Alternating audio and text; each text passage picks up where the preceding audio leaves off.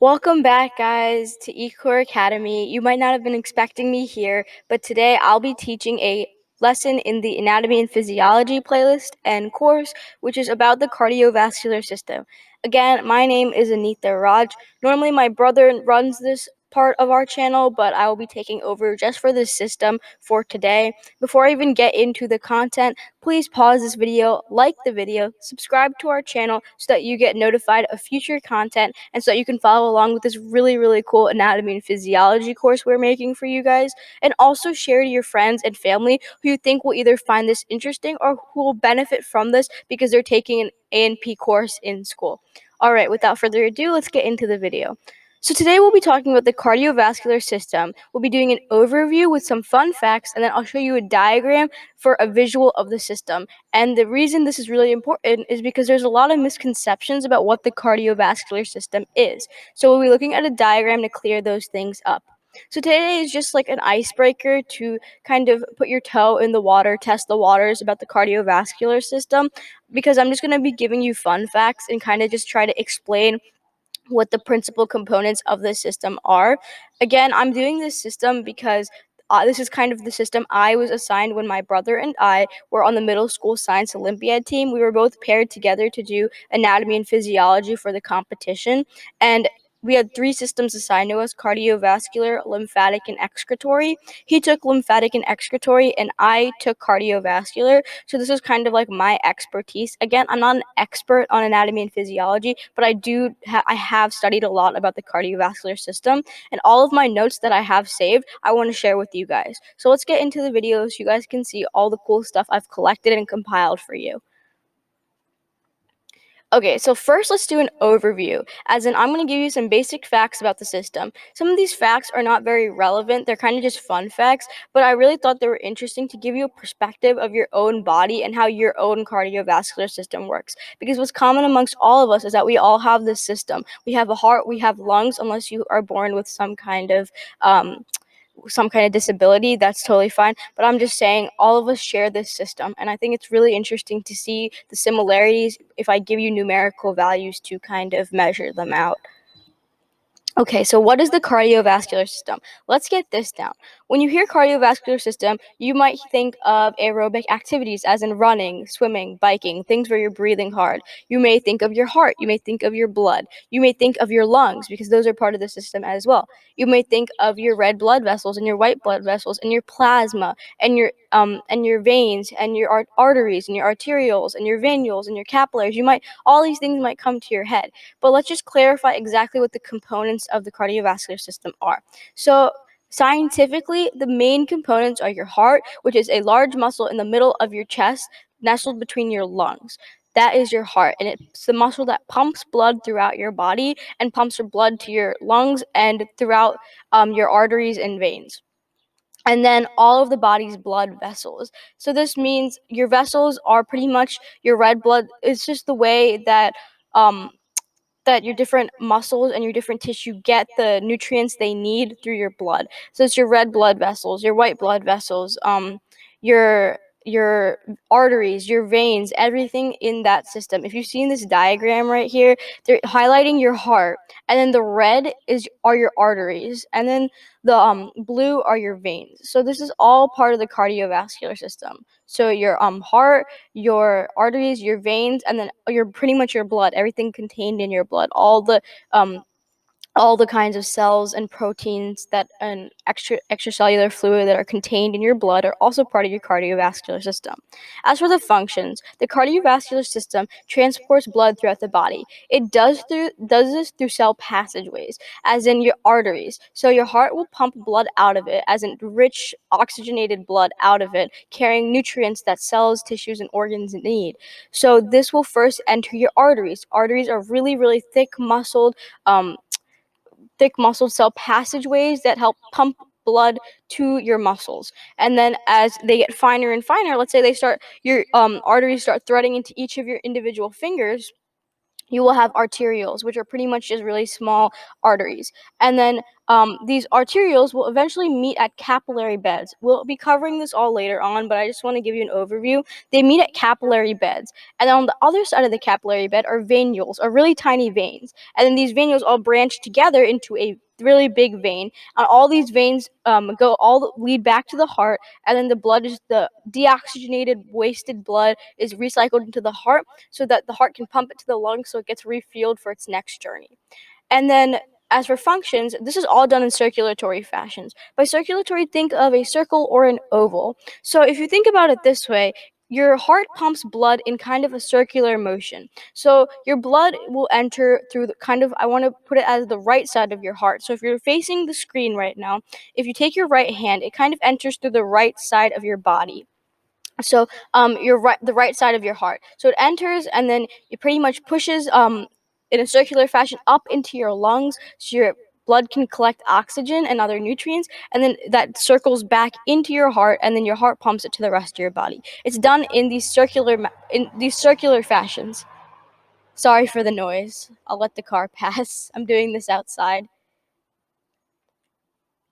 So So it's done in circulatory fashions. If you think of circulatory, you're thinking of circles. So that's how the blood and these vessels are all arranged in your body, and that's how the blood moves. Okay, let's look at parts of the system. So there's two primary parts of the system. You have the pulmonary and the systemic flow. So the pulmonary flow is the blood's access to the lungs and their supply of oxygen. So this is what happens when your largest two veins, the superior and inferior vena cava, empty into your heart. So they're bringing deoxygenated blood into your heart, blood that doesn't have oxygen, that has waste in it, that needs to rid of that waste. And that waste is in the form of carbon dioxide. So what happens is your heart will pump this into the lungs so that the carbon dioxide can be released by your blood vessels, so that you breathe the carbon dioxide out, and the lungs have oxygen ready for these blood vessels to pick up, go back through your heart, and be pumped through your arteries to parts of your body that need that oxygen and those nutrients. So that is pulmonary flow.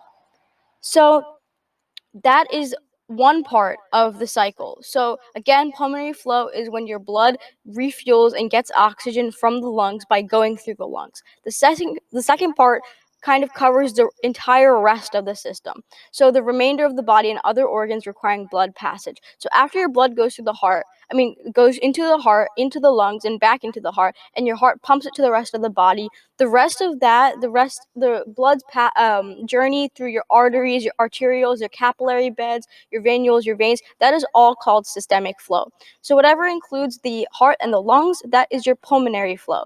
Whatever includes the heart and the rest of your cell passageways, as in your arteries, all those things, that is a systemic flow. As you can see, these two pictures highlight it. As in this diagram right here, your lungs are kind of highlighted to emphasize that this is your pulmonary flow, and then your heart and kind of your blood vessels, if you see coming out of the heart, these are all your blood vessels, your arteries and your venules, that encompasses the systemic flow. So those are the two parts of the system. So responsibilities of the cardiovascular system. So the cardiovascular system is responsible for passing blood through the body, as in getting your cells oxygenated blood and then collecting the deoxygenated blood that your cells dispose of. If that didn't happen, cells would be dying because they're not getting oxygen and nutrients they need. And while this is happening, they're not getting the things they need. All the deoxygenated blood and carbon dioxide is building up. So waste is building up, and it'll be toxic for your cells. So that's why it's very important to have blood and your blood flowing through your body. It also passes nutrients on, and it passes oxygen. You breathe in your oxygen, your lungs collect that oxygen. When the heart pumps blood through your lungs are taking the carbon dioxide so you can exhale that, and then giving your red blood cells, specifically where your hemoglobin grabs onto those oxygen molecules and then courses through the body and then releases those oxygen molecules into the cells and tissue that need it. And then after that, it also passes gases through the body. By other gases, we mean carbon dioxide. So your blood will disperse that oxygen and then collect that carbon dioxide produced as waste by your cells. It also regulates nitrogen flow, because most of air is made out of nitrogen. So you're also breathing nitrogen in, and your cells have a relationship with nitrogen. So your blood flow also regulates that, and it also regulates hormones. We'll be talking about the hormones later on, but the main ones are epinephrine and norepinephrine. Another example I I'll give you is part of the endocrine system. So right on top of your kidneys are two adrenal glands. Adrenal might sound familiar as in adrenaline. So when your adrenal glands release adrenaline, they release it into the bloodstream, and your blood carries that adrenaline, so your whole body kind of feels that excitement, kind of feels that fight or flight kind of effect created by adrenaline. And hormones. So if you're injecting hormones into your body, just obviously you inject it into your bloodstream. Your bloodstream will carry those hormones throughout your body as quick as possible.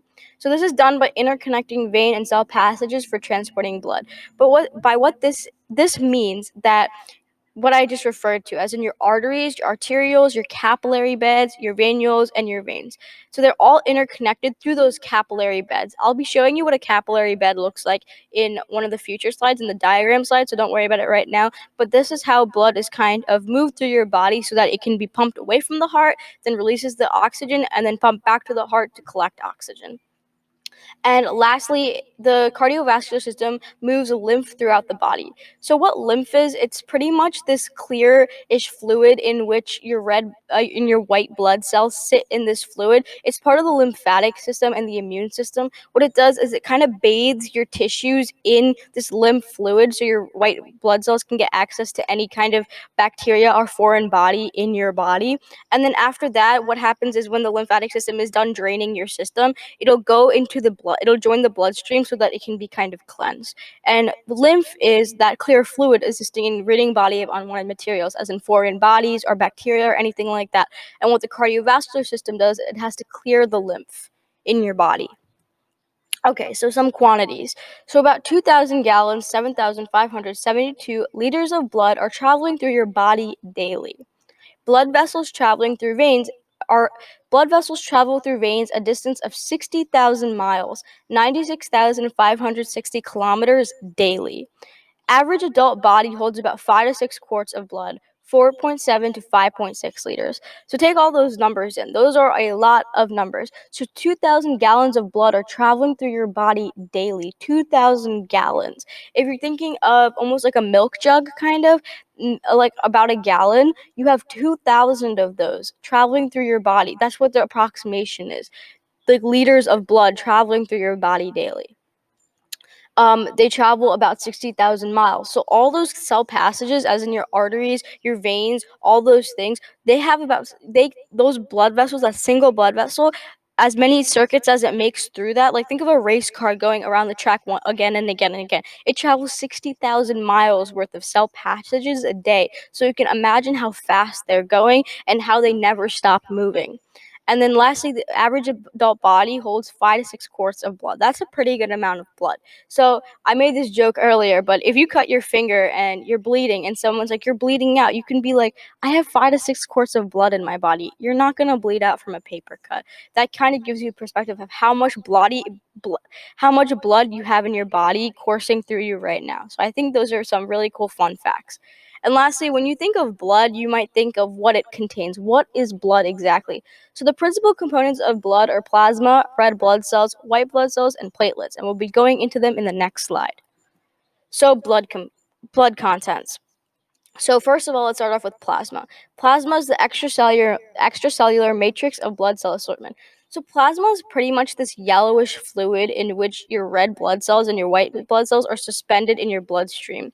It's pretty much that fluid that kind of moves them through the cell passageways. It makes up about 55% of your blood content as well, and it carries cells, and it also carries proteins and nutrients that that your other cells need. So it's really useful as a component part of blood because it carries pretty much your red and white blood cells, and it gets them to parts of the body which need them. So if you look at this picture over here, this yellowish part is your plasma. And what happens is with these two vials, this first vial is if they collected a blood sample from you.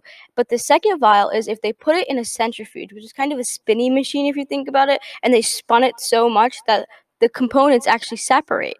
So what happens is they put this vial in a centrifuge, and it spins the centrifuge spins it, and then this original vial of blood will separate into its principal components. So if you see here, like I said, that yellowish liquid, this is your plasma, and it actually has it labeled right here. All right, so the next component of blood are your red blood cells. These are made in your bone marrow. So if you think about your bone, inside your bone you have marrow, and your marrow actually produces these red blood cells. These red blood cells contain hemoglobin, and the special thing about hemoglobin are that they're molecules. So when they enter the lungs, they actually grip onto oxygen. And when they grip onto oxygen, when blood exits the heart and then goes to the arteries to places of your body that need oxygen, they release oxygen so that cells around them can get that. Um, these red blood cells, just their scientific name, they're erythrocytes. Then you have white blood cells. So white blood cells are a contributor to the body's immune system. Like I just told you guys with the lymph, so they're part of the lymphatic system as well, and they help to fight off those foreign agents and bacteria, anything that your body isn't familiar with. Your white blood cells help to fight them off. If you guys remember from any cartoons you've seen, they often depict the white blood cells as these gigantic white, like golf ball, like blobs. So that's kind of what they are. They are really large in size compared to these red blood cells. They're also known as leukocytes. So platelets. Platelets are these colorless disc-shaped portion of the cell nucleus found in blood. So they're pretty much disc-shaped. So red blood cells are often disc-shaped as well. They're a little bit plumper, but they are disc-shaped. Platelets are very, very disc-shaped.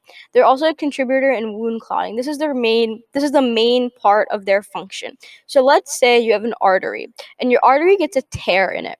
And what happens is through that tear, when blood is coursing through your body, your red blood cells and your white blood cells are escaping into your body cavity instead of flowing along through that artery, and you're losing a lot of blood. So what happens is in that same blood you have platelets. So what platelets do is they'll go to the tear and they'll sit on top of the tear, and as more platelets come through the bloodstream, they clump on top of one another and they form kind of a temporary barrier until your body heals itself and rebuilds that arterial tear. So, and this can happen in any kind of cell passageway. So they kind of just sit there as a temporary clotting factor so that no more red blood cells escape and white blood cells escape, and so that you don't like bleed out. So that is those are the uses of platelets. And lastly, I just wanted to include this. It's called hematocrit. It's the percentage of red blood cells in your blood. So plasma is about 55%. I want to say white blood cells and platelets are very, very small percent. If you guys look over here at the diagram, plasma looks like it's about half. White blood cells and platelets look like about 5 to 10%, and then red blood cells look like they're the other 50%. In reality, red blood cells are probably about less than 55%, but this is how it looks. So they take up a really good amount of your blood. Obviously, every single person's going to differ like by some percentage, but this is how they look on a diagram. So this yellowish part is your plasma, this kind of murky part in the middle are your white blood cells and your platelets, and this red part right here are your red blood cells. Okay.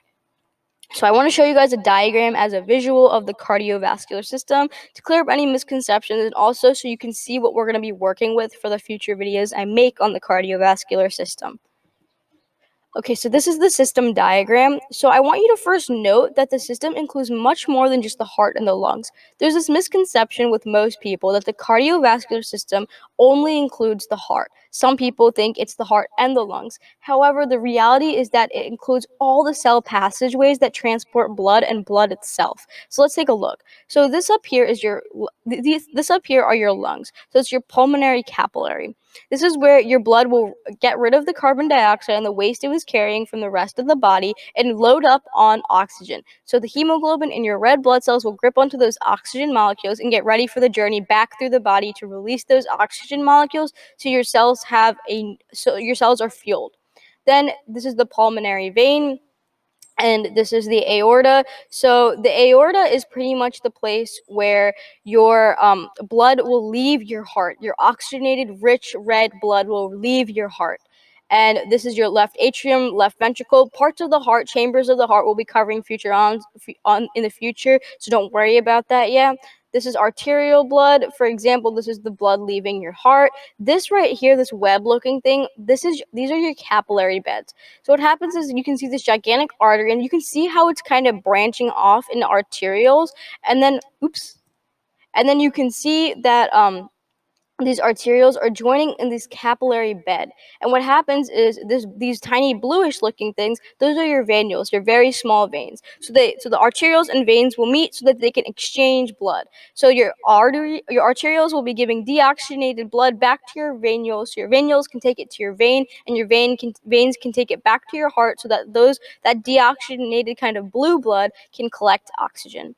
And then these are your venules. Obviously, they just noted this deoxygenated blood as black blood. Again, right ventricle and right atrium, post cava, pre cava, cava, and those are parts of the heart. Again, we'll be covering those in chambers of the heart, and there's your pulmonary artery. So what the pulmonary artery is, it's pretty much your heart. So what happens, I'll just show you right now, is your blood, if you guys follow my cursor, your blood will enter your heart through these two gigantic veins, and this will be your right atrium. So it'll first go in your right atrium. There's a valve. It'll be pushed down into your right ventricle. Your right ventricle will push it up with a contraction into your pulmonary artery through a valve, and then the pulmonary artery will take that blood into the lungs, and the lungs will refuel your blood with oxygen, and the lungs will return that blood into the heart through the pulmonary vein. And then what happens with the pulmonary vein, your blood will enter your left ventricle and then be pushed through a valve into your it'll enter through your left atrium and be pushed through a valve into your left ventricle, and your left ventricle uses another valve to push that blood into your aorta so that your arteries can eventually branch out into arterioles and just disperse all of that oxygen-rich blood. We'll be going over all this. Don't worry. Again, this is just an overview. So if you want to pause the video, take a look at this diagram. I also included the link here. I'll include it in the description box as well if you guys want to go check out the diagram. So before we kind of conclude, I just want to let you guys know about the first cardiologist. I just want to give you kind of a realistic perspective if this just doesn't really seem realistic to you, like, oh my god, we have this whole complicated cardiovascular system. Well, these two men were some of the first to actually prove that it existed, that it has very important functions in our body, and that it's super valuable. So the man on the left with the mustache, his name is James B. Herrick. He is important because he came up with the theory that heart disease results from arteries hardening. So that's what he is famous for. This man on the right, his name is Robert E. Gross, and he was the first man to perform it like an actual heart surgery. So these two are kind of the renowned first cardiologists. They're not, I feel like we don't know much about them, but that's what each of them are known for. Again, Herrick is known for coming up with the theory that that heart disease results from hardening arteries. Gross is famous because he was the first man to perform like an actual heart surgery. And before I conclude, I just want to let you know about our works cited. As AJ probably mentioned before in his introduction to anatomy and physiology, we were both in Science Olympiad in our middle school when I was in 8th grade and he was in 7th grade. So we did anatomy and physiology together in the Science Olympiad competition, and we both were partners. Like I said before, I took over the cardiovascular system. That's why I have these notes on it. And I just want to let you guys know that these notes that I have are from the New Jersey Science Olympiad resources. So again, I've made my own notes, but I also want to give them credit so that you guys can go check out their notes as well. I think they're still up on their website. You have to do a little bit of searching, but I'll include the website link in the description box so you know where all this information is coming from. It's not coming from the top of my head. I'm not just pulling it out of nowhere. This actually has a renowned scientific source, so you guys can check it out. I'll put the link in the description box. And that's all I have for you guys today. I hope you like this a little bit like an intro to the cardiovascular system. We went over fun facts, and I also showed you a diagram of the system. Please follow along with the cardiovascular system if you're interested in it. I have really, really interesting notes and all these different parts of the system that I want to talk to you guys about. It's super interesting. It is complicated, but once you get the fundamentals down, you will be amazed by how much you understand. Anatomy and physiology is always so fascinating because you can apply it to your own body. So before I end this video, I really want you guys to hit the like button and subscribe to our channel so you're notified of all of our future content. Our eCoreAcademy community is growing thanks to you guys, and we want to keep it growing because we want to get this material out to as many students as possible. These these times during COVID we've proven that COVID can't stop us. We've proven that we can prevail as an educational community, that we can still learn and thrive. We're doing so much better than we were before. We are learning so much more than we might have during the school year. And I think we all need to be productive and budget our time wisely so that we can grow and we can do the things that before that we didn't have the time to do, that we didn't feel motivated or we didn't have the energy to do. So please use your time wisely and also support our community. Look at our videos. They're super interesting in my opinion, and I think you guys should check them out too.